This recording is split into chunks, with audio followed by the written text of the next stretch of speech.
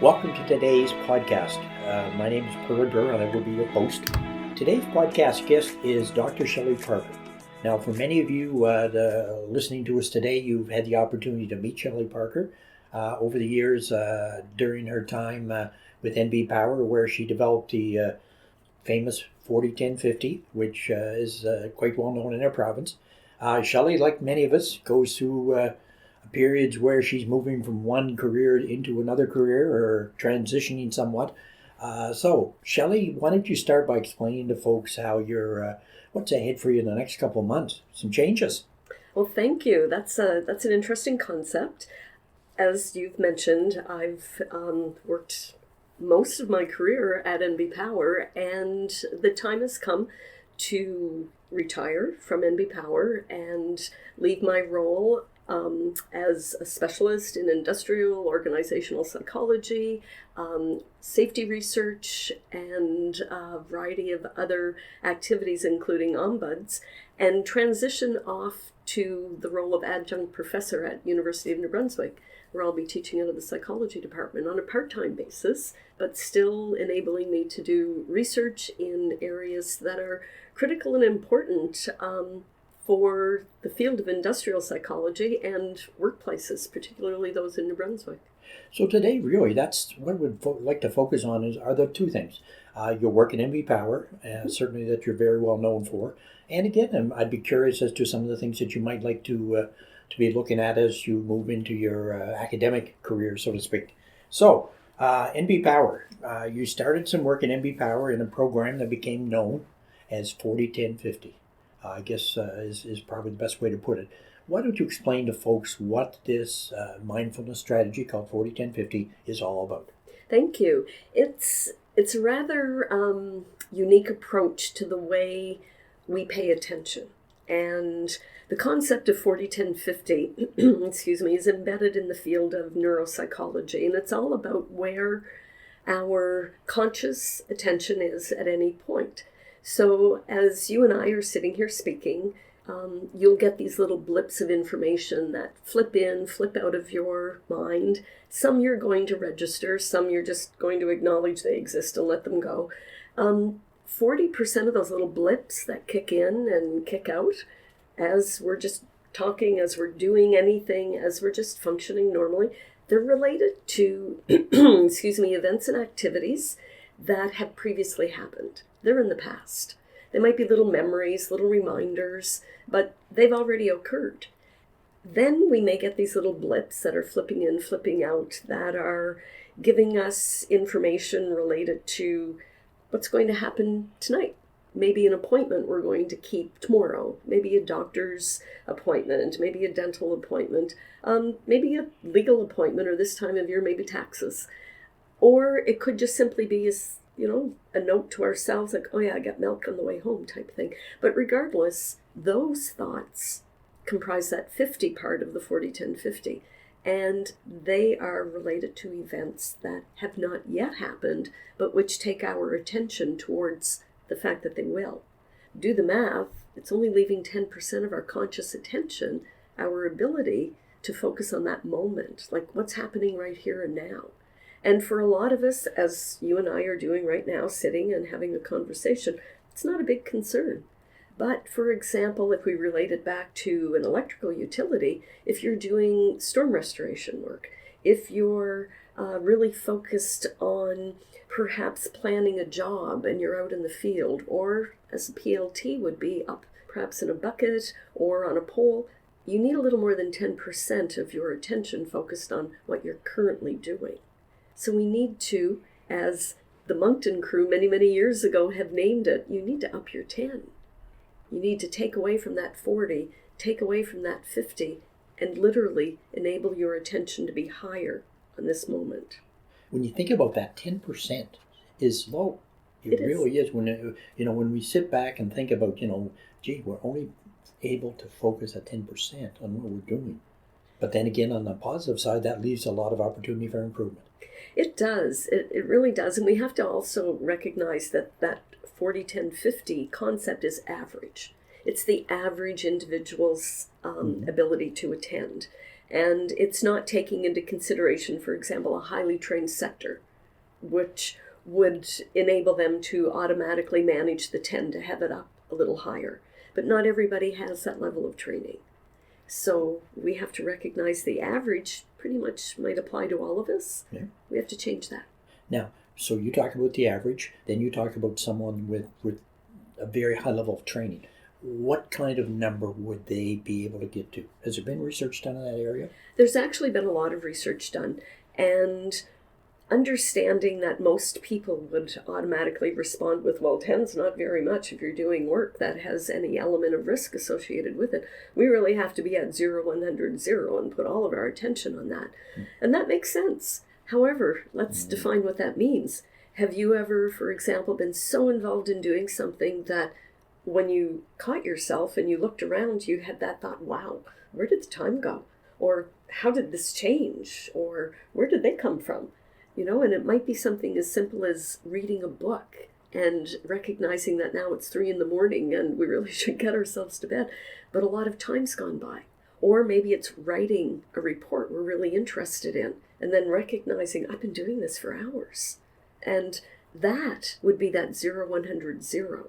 And it's called in the flow, and some people really enjoy getting into that area. However, when you're working in an environment where you have to be aware of elements changing around you, 0, 100, 0 is not optimal.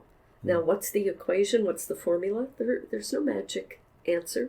You know, nobody says it has to be a certain number, but it has to be higher than 10, and it has to be lower than 100. Because, for example, go back to a power line technician again. If they're working in a bucket or on a pole doing work, they have to be aware of changing weather conditions. They have to be aware of other crew members working near them. They have to be aware of what it is they're working with. And if those conditions are changing, if members of the public are walking near them, for example, if they're in a local area, or even if they're in, a more isolated area, is there a danger of wildlife coming near them? So all of that has to be taken into consideration when we come up with what's that magic equation. So there's a lot of factors that influence very much what we do on a day-to-day basis. So it's being able to zero in on everything around us and yet do our job and be able to focus on our job. And that's obviously coming back to this concept of situational awareness, where we have to develop a sense of, and the word sense is the operative word here, we have to develop a sense of recognizing what situation we're in and what is changing around us. Like, what is it we expect to always be the norm? But all of a sudden, what has changed? And that's what we need to be ready to experience, ready to accept, ready to be aware of. That's the situational awareness component of this. So, you were at NB Power, you were meeting the first time with a group of NB Power employees, for example, linemen. How did you go about to explain to them the 40-10-50 in a language or in a way that they could understand why it's important to them? Well, that's interesting because the first time it was ever implemented was during Hurricane Arthur. Okay. That was many, many years ago. And there was a lot of concern over the depth and intensity and duration of the restoration work that was, that we were facing as a utility.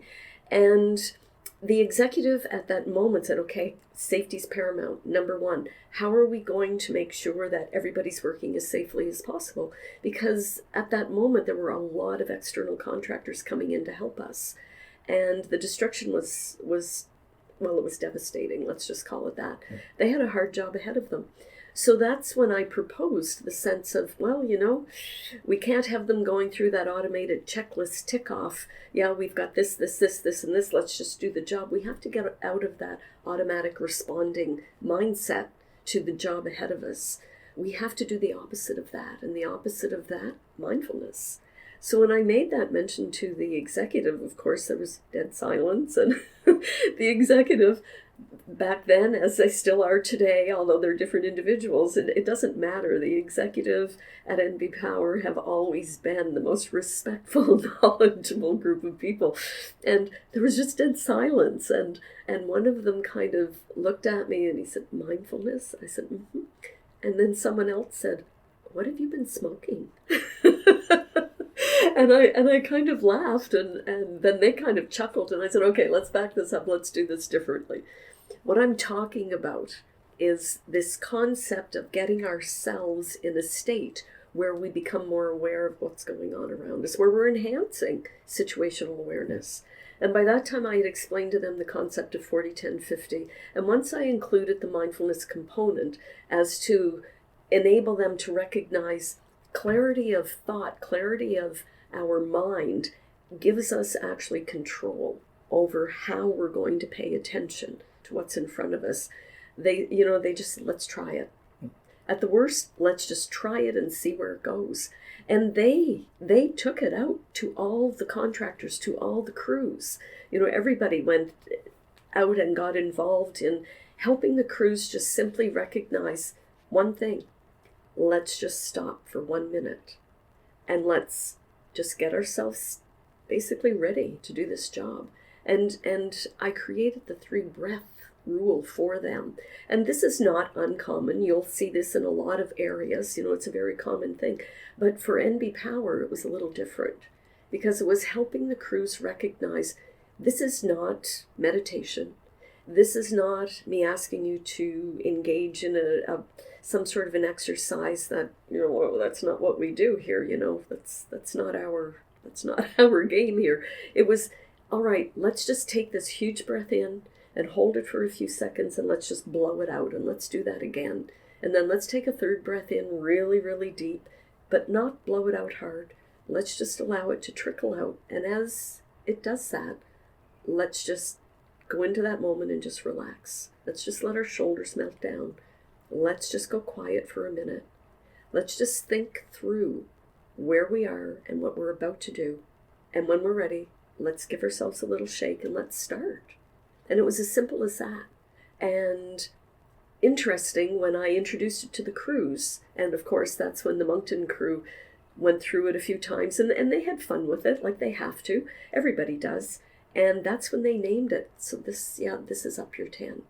And they took it and they went with it. And it was interesting because, all of us would go around and visit the crews who were doing this restoration work. And we had stickers, 40-10-50 stickers available.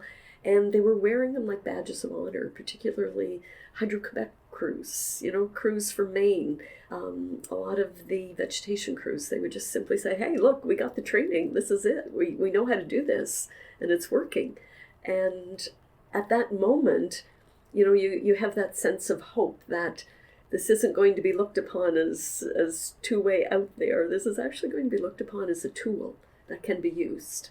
And now we refer to it as a human performance tool because it helps us reset ourselves. It's not a piece of physical equipment we're going to pick up and use. It's part of who we are and how we can manage our own safety from controlling our thoughts. And I can tell you, going around and being greeted as, 40-10-50, up your 10, let's do it. And being asked to take the different individuals through the breathing exercise, to me it was that huge barrier that had been broken down. It doesn't meet with everybody's needs, and it's not 100% accepted, nor should it be. I wouldn't go from the perspective of saying, oh yes, it was 100% success. What I would say is for those who needed it and who feel that it's beneficial to improving their attention levels, they've used it and found it very beneficial. Now, organizations, I know in this day and age, focus big time on results. Mm-hmm. That's the key thing that they always talk about. And, well, you want to do something fine. What do you expect, or what can we expect as an organization for results? So what kind of results did you achieve? Well, it's interesting because as a researcher, of course, doing experimental research is key to me.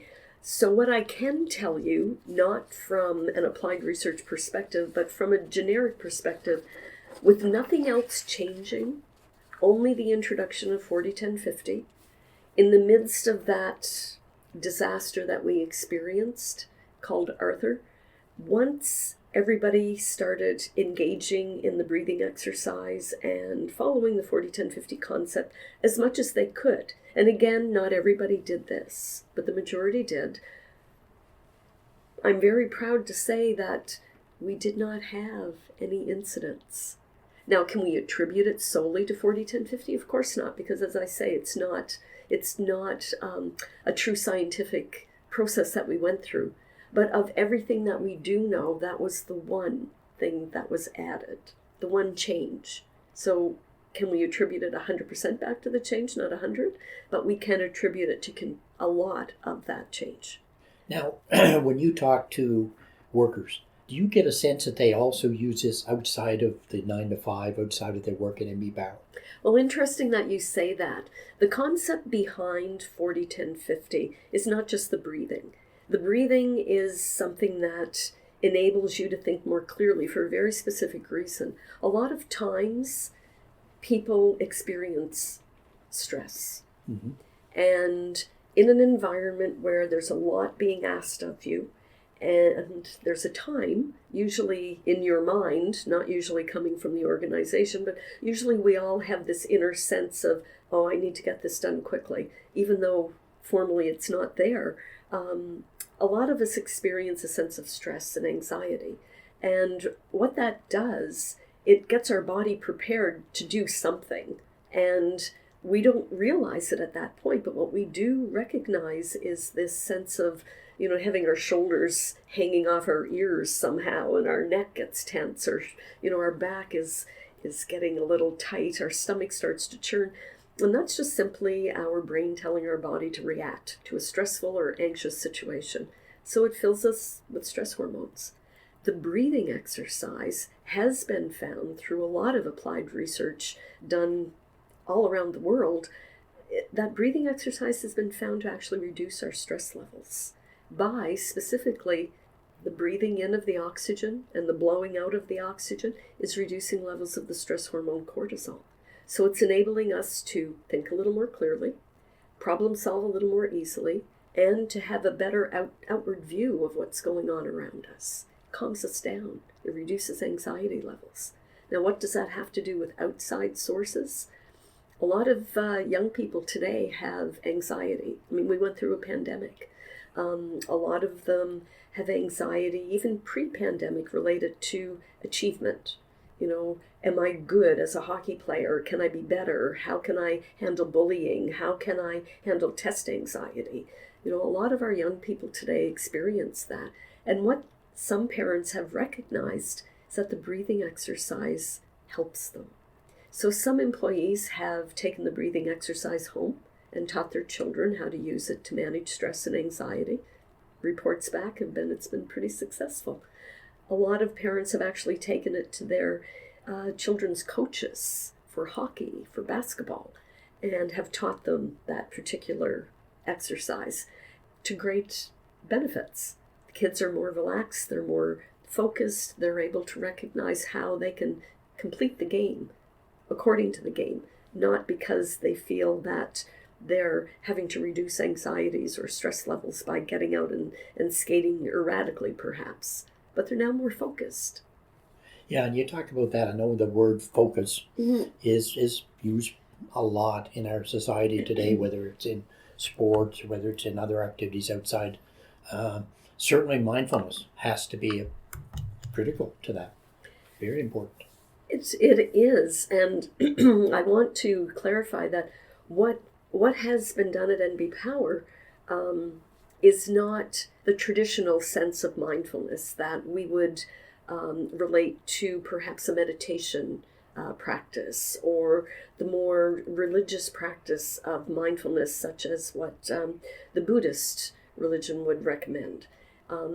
This has been looked upon as something that would fit an industrial environment, an industrial population. Now, people obviously within this particular area have utilized it for their own purposes, as they should, whichever way they want to go with it. But at this moment, what we've been recognized for is the industrial application of it and how it enables employees to just heighten their sense of focus on that moment. Now, were you aware of any other organizations that have adopted this on an industrial basis? Yes. A few years ago, we were subject to an audit on our safety program, and and this is an international group of individuals who are recognized in their field, who come to an organization, a utility, and proceed through a very standardized type of audit. And what this group found as they were doing the audit was the common element of employees talking about upping their 10 or 40, 10, 50. And one of the members of the audit team made the comment that he didn't understand what it was, and he made a point of asking employees all throughout the corporation, not just in a particular sector, what it was, what it meant. And he said he was so impressed with the standardized description of it that it was given to him by all levels and types of employees that he took it home to his organization. And he represents a utility in the state of New York, in the city of New York, and they have adopted it for their own purposes. Other organizations throughout Canada, other utilities have adopted it. They recognize the value of it for not only reducing incidents, but of just simply helping employees be a little healthier in their terms of stress management and focus on the task. Organizations outside of electrical utilities have adopted it as well. And corporations in the States, I had an email a few months back saying, just want to let you know, 401050 is alive and well south of the border. And it was in a manufacturing company that had adopted it. They had heard of other groups, other utilities using it. They had heard me talking about it at a conference. They adopted it as well. Now, when I asked you a moment ago about results, because again, everybody is focused, I find, sometimes overly on results. Nonetheless, we always want to make sure that we do get good results. You've been maybe not sitting there and patting yourself on the back as much as some would suggest. Good article a few months ago in the Globe and Mail, and their quote was this: medical aid at NB Power during this period of time was reduced by 97%, disabling events reduced by 99%, and workers' compensation board rates reduced by more than 60%. Those are some pretty amazing results. They are amazing results, and I'm very proud of them. And I'm very proud of the fact that NB Power was nominated and awarded 2 national gold medals for that particular strategy, coming up under the psychological safety umbrella. And we've made a lot of really good achievements. So it's not a one-person success story. It's we as a corporation embraced it, we took it, we worked with it, we implemented it, and we modified it where necessary. So it's up to the employees, and it's their success. They did it. Now, Shelley, as a person, you're about to move into more into academia and research, retiring from NB Power in the next month or so. What's the plans at NB Power to keep this going? Well, interesting. NB Power has a huge group of very qualified individuals in their total health area as well as in the corporate health and safety program. But throughout the entire corporation, we have groups of employees who are continually implementing, reinforcing, and using this. So I have passed all of the information over to individuals within those areas, and I have full confidence that not only are they going to continue with it, but they're going to revise it and refresh it and enable it to meet, continuing changing needs of the corporation, such as the NB Power corporate utility. And I have full confidence that it will continue. Perhaps it'll have a different flavor. And I mean, that's just going forward, right? Yeah. And I'm proud of being able to leave it in their hands. Now, one thing I've noticed over the years, a lot of organizations will get involved in the kind of initiative like 40-10-50. They'll do it for a while, they'll believe in it, and then all of a sudden it sort of loses interest. All of a sudden it's time for the organization to move on to something new. They call it the flavor of the day. Obviously, in your case, that's not going to be the case. And that's good because sometimes I find organizations, they adopt these concepts that work well. Yeah. They're what I call good foundational pieces in an organization's health and safety strategy. Yet, if they toss them out, they've lost something. And I think, your approach is excellent in that you're moving not only away from that, but you're really trying to make it long term. And that's what needs to happen. You're right. And as you say that, it makes me think back through the implementation phase, and it wasn't easy to do. There was a lot of pushback because let's face it, it's out there. It's not a physical piece of equipment. It's not a standard that you can read and adopt. It's not a new process. It's a way of changing your ability to pay attention. It's asking you to do something outside your comfort zone. It's asking you to engage in a breathing exercise and let's face it, when somebody says, oh, we're going to do a breathing exercise, I would venture probably 90% of the people would say, are you crazy? Why are we going to do that? No, I'm not. That's not what we need. We need to pay attention to, how we're going to use this new piece of equipment type thing. That wasn't the case. It was hard to do. But my advice for anybody wanting to do this is the way it becomes successful is if you make it valuable to each person. It's not a one-shot deal. It took years of getting out into the face of every employee, of making it personal and valuable to each one of them, of helping them achieve some sort of change in thought so that they could see its value. To stand up in front of a group of people and say, let's do this is one thing. To implement it in a way that makes it personal to each person in that group, that's something else. And NB Power has an amazing change management group, and they will be doing it in the most effective way possible, knowing that change management was used to get it to this point today. It's making it personal to each employee that will continue its success story. So, for Dr. Shelley Parker, you've always been teaching at UNB on a part-time basis. Part-time, yes. Yeah. Now, what's the plan going ahead? I'm still going to be teaching part-time for as long as I feel I'm effective. Let's be honest. It's not always something that's going to be available, but while it's available, I enjoy teaching. I enjoy being part of that environment. It's very invigorating to me, and I would like to think that I'm providing value. Being given the role of adjunct professor within the psych department means that I'm able to continue my research as well and engage students so that they can see where the applied side of research can actually be beneficial. So what kind of research? My traditional research I've always focused on is looking at the concept of incivility and its effect on individuals within the workplace and personal. I'm also looking at research, for example, going forward in terms of situational awareness. How can we improve that? Does somebody's value of their role in an organization improve situational awareness? So I would really like to continue the concept of 40-10-50, but as it applies to enhancing and developing that whole concept of situational awareness. At some point, I would like to be able to have publications on the role incivility plays within an organization in terms of employee levels of stress and anxiety, how we can mitigate that, and where that can go forward. Well, as far as NB Power goes, congratulations on your retirement. As far as your research and work at UNB, I might say you're just getting started, and I'm sure you're not going to be bored. So thank you very much for coming in today. Good luck as you transition into a different work scenario, but to me it's just that. It's going from one area to another.